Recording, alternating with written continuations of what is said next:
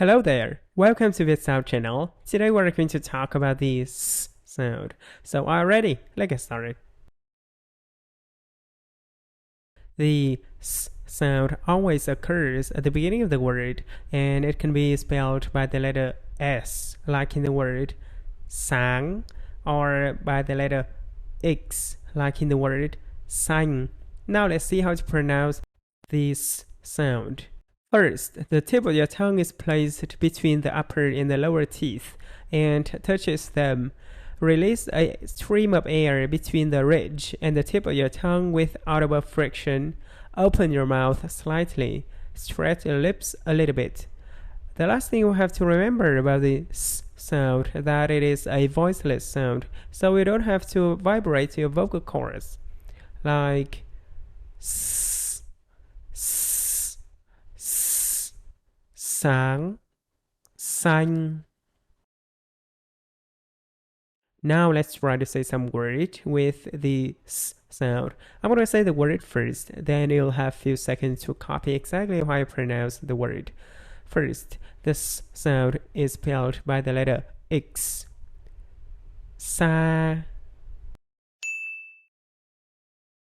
xe, xôi, xào, xem, xấu, sinh, xương, xúc xích, xanh xao, xấp xỉ, xấu xí, xinh xắn, xuất xứ, xui xẻo, sao xuyến, xét xử. Now this sound is spelled by the letter S. Sao,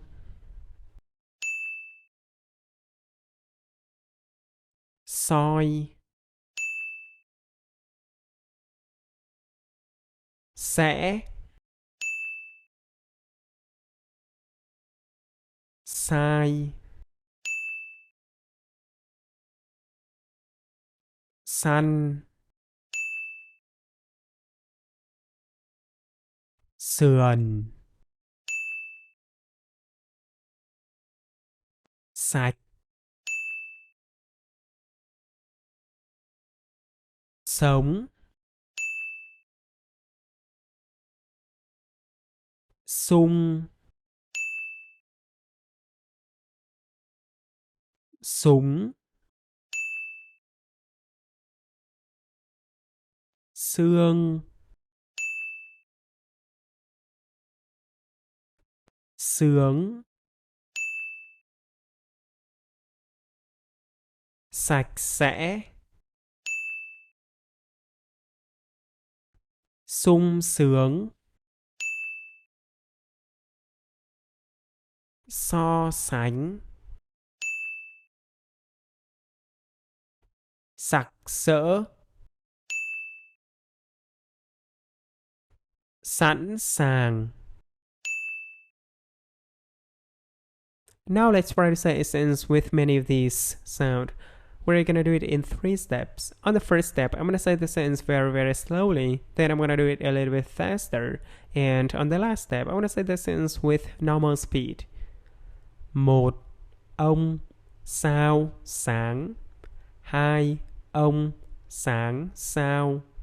Ba ông sao sáng. Bốn ông sáng sao. Now a little bit faster. Một ông sao sáng, 2 ông sáng sao, 3 ông sao sáng, 4 ông sáng sao. Now with normal speed. 1 ông sao sáng, 2 ông sáng sao, 3 ông sao sáng, 4 ông sáng sao. Okay, you've done very well. If you want to bring a smile into my face, you can support me by the link in the description. Thank you for watching.